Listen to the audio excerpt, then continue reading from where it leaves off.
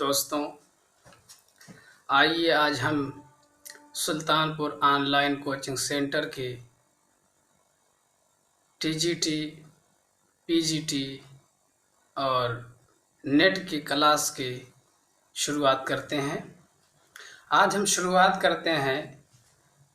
آج پہلا سبق ہمارا اور آپ کا یہ ہے کہ ہم پڑھیں گے حلقہ ارباب ذوق۔ حلقہ ارباب ذوق کیا ہے، اس کی ابتدا کیسے ہوئی اور اس کی تخلیق کیوں کی گئی۔ آئیے ہم بتاتے ہیں کہ حلقہ ارباب ذوق کا ابتدائی نام مجلس داستان گویا تھا۔ کیا تھا؟ حلقہ ارباب ذوق کا ابتدائی نام مجلس داستان گویا تھا، جسے 29 اپریل 1936 کو کچھ ادیبوں نے اپنے ذوق کی تسکین اور باہمی محبت کے لیے قائم کیا تھا۔ تو مجلس داستان گویا میں نسیم حجازی، تابش صدیقی، محمد فاضل، اقبال احمد، محمد سعید، عبدالغنی اور شیر محمد اختر شامل تھے۔ ان میں سربراہ کی حیثیت نصیر احمد جامعی کو حاصل تھی۔ کس کو؟ نصیر احمد جامعی کو حاصل تھی۔ ایک بار پھر ہم اس کو دہراتے چلتے ہیں کہ حلقہ ارباب ذوق کا ابتدائی نام مجلس داستان گویا تھا، جسے 29 اپریل 1936 کو کچھ ادیبوں نے اپنے ذوق کی تسکین کے لیے قائم کیا تھا۔ ان میں سربراہ کی حیثیت نصیر احمد جامعی کو حاصل تھی۔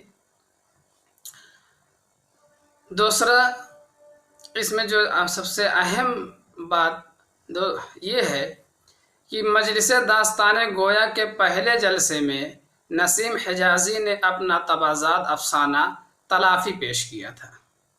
اگر سوال میں یہ آتا ہے کہ تلافی افسانہ کس کا تبازات افسانہ ہے، تو آپ بتا سکتے ہیں کہ نسیم حجازی کا۔ اور اگر یوں پوچھا جائے کہ مجلس داستان گویا کے پہلے جلسے میں نسیم حجازی نے اپنا تبازات افسانہ کون سا پیش کیا تھا، تو جواب ہوگا تلافی۔ تلافی ایک افسانے کا نام ہے جو نسیم حجازی کا تبازات افسانہ ہے۔ چلیے آگے چلتے ہیں۔ 10 اکتوبر 1939 عیسوی میں مجلس داستان گویا حلقہ ارباب ذوق میں تبدیل ہو گیا۔ سب سے اہم بات اس ٹاپک میں ہمارے اور آپ کے لیے یہی ہے کہ سوال ہمارے سامنے اس طرح اگر آتا ہے کہ حلقہ ارباب ذوق کب بنا، تو ہم کہہ سکتے ہیں کہ 10 اکتوبر 1939 عیسوی میں مجلس داستان گویا، جسے 29 اپریل 1936 کو بنایا گیا تھا، اسی کو حلقہ ارباب ذوق میں تبدیل کر دیا گیا۔ اور ادبی لحاظ سے مجلس داستان گویا کو تبدیل کیا گیا جب حلقہ ارباب ذوق میں، تو اس کا دائرہ وسیع ہوا۔ اب افسانے کے علاوہ حلقہ ارباب ذوق میں دیگر اصناف شعری اور نثری کی نمائندگی بھی ہونے لگی۔ حلقہ ارباب ذوق میں جو ممتاز حیثیت رکھنے والے شعراء اور ادبا ہیں، ان میں سے میرا جی ہیں، نون میم راشد ہیں، قیوم نظر ہیں، یوسف ظفر ہیں۔ حلقہ ارباب ذوق ادب میں نہ تو پوری طرح باطنیت پر اصرار کرتا ہے اور نہ خارجی حوالوں کی نفی کرتا ہے۔ آئیے ہم آپ کو بتاتے ہیں کہ باطنیت کا کیا مطلب ہے۔ باطنیت کا مطلب یہ ہے کہ اندرونی چیزیں جو ہوتی ہے اس پر یہ ضد نہیں کرتا ہے کہ اپنی داخلی چیز، اپنے اندر کی چیز پر ہی ضد کیا جائے، ایسا نہیں ہے۔ اور خارجی حوالوں کی نفی بھی نہیں کرتا ہے، یعنی اس کا انکار بھی نہیں کرتا ہے، خارجی حوالے بھی اس میں شامل ہیں، اور باطنی اسرار، باطنیت پر اسرار بھی نہیں کرتا ہے۔ حلقہ ارباب ذوق نے ادیب کی ہر طرح کی نظریاتی پابندی سے آزادی پر زور دیا۔ پہلے کیا ہوتا تھا کہ ادیب جو ہے اپنے نظریات کی پابندی کرتا تھا، لیکن جب حلقہ ارباب ذوق آیا تو اس نے جو ہے ادیبوں کو ہر طرح کی نظریاتی پابندی سے آزاد کر دیا، یعنی انفرادیت کو اہمیت دی۔ یہاں ادیب اپنے موضوع، اسلوب اور پیشکش میں ترقی پسند تحریک کے برعکس بالکل آزاد تھا۔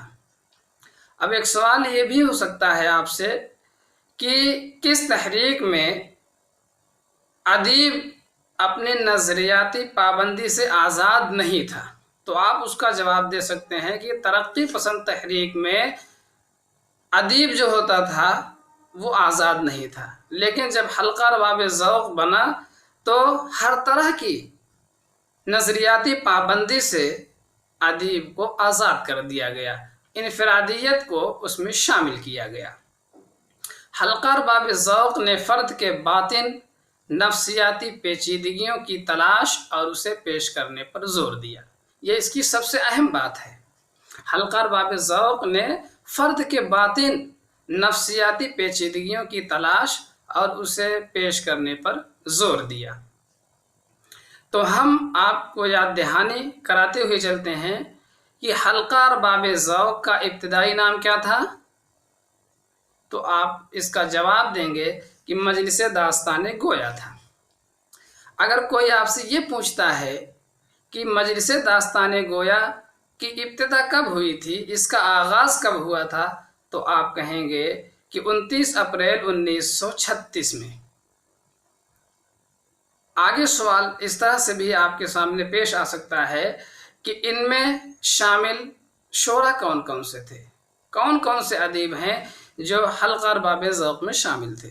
تو آپ بتا سکتے ہیں کہ ان میں نسیم حجازی تھے، تابش صدیقی تھے، محمد فاضل تھے، اقبال احمد تھے، محمد سعید اور عبد الغنی اور شیر محمد اختر شامل تھے۔ پھر ایک اہم سوال اس میں یہ آتا ہے کہ حلقہ ارباب ذوق میں سربراہ کی حیثیت کس کو حاصل تھی؟ تو آپ بتا سکتے ہیں کہ اس میں نصیر احمد جامعی کو سربراہ کی حیثیت حاصل تھی۔ اور ایک سوال اس طرح بھی اس میں آ سکتا ہے کہ مجلس داستان گویا کے پہلے جلسے میں کس شاعر نے، کس ادیب نے اپنا تبازات افسانہ پیش کیا؟ تو جیسا کہ ہم ابھی پہلے ہی آپ سے بتا چکے ہیں، تو آپ کے سامنے اگر ایسا سوال آتا ہے تو آپ فوراً اس کا جواب دیں گے، کیا؟ کہ نسیم حجازی نے اپنا تبازات افسانہ تلافی پیش کیا تھا۔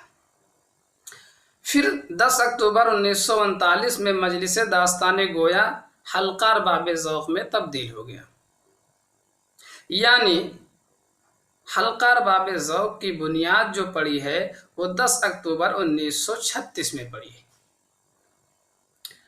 اور اس میں جو ہے ممتاز شاعر اور ادیب جو تھے، اس میں میرا جی، نون میم راشد، قیوم نظر، یوسف ظفر وغیرہ تھے۔ اور جو اس کی سب سے اہم بات یہ ہے کہ حلقہ ارباب ذوق نہ تو باطنیت پر اصرار کرتا ہے اور نہ خارجی حوالوں کی نفی کرتا ہے۔ خلاصہ یہ ہے کہ انفرادیت کو اہمیت دیتا ہے۔ کس کو اہمیت دیتا ہے؟ انفرادیت کو اہمیت دیتا ہے۔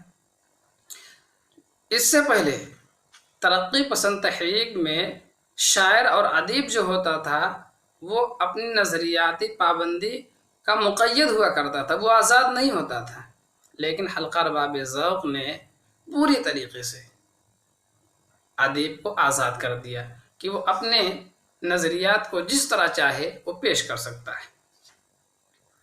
حلقہ ارباب ذوق نے فرد کے باطن اور نفسیاتی پیچیدگیوں کی تلاش اور اسے پیش کرنے پر زور دیا۔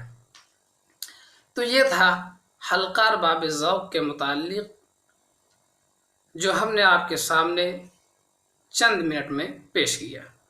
آگے ہم آپ کو مکمل طور پر ویڈیو اپلوڈ کرتے رہیں گے آپ کے لیے۔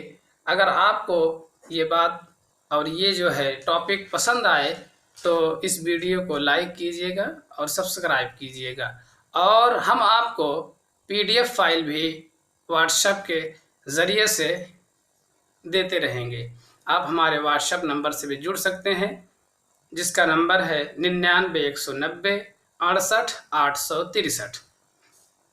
السلام علیکم۔